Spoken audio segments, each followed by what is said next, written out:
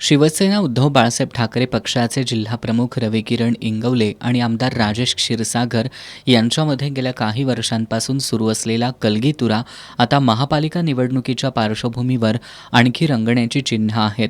कोल्हापूर महापालिका निवडणुकीसाठीच्या इच्छुकांनी शहरात फलक उभारलेत.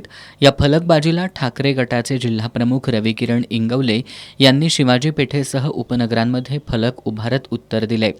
वाचायला लागतंय अशा आशयाच्या या फलकांमधून त्यांनी महायुतीच्या नेत्यांसह इच्छुकांना डिवचलंय. सर्वसामान्य मतदार मोटरसायकल खरेदीसाठी सुद्धा कर्ज घेतोय.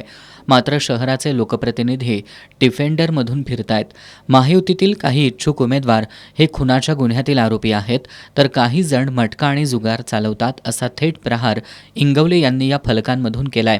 या फलकबाजीतून रविकिरण इंगवले यांनी आमदार राजेश क्षीरसागर यांच्यासह महायुतीतील नेत्यांना आणि इच्छुक उमेदवारांना लक्ष्य केल्यानं इंगवले विरुद्ध क्षीरसागर वाद चिघळण्याची चिन्ह आहेत.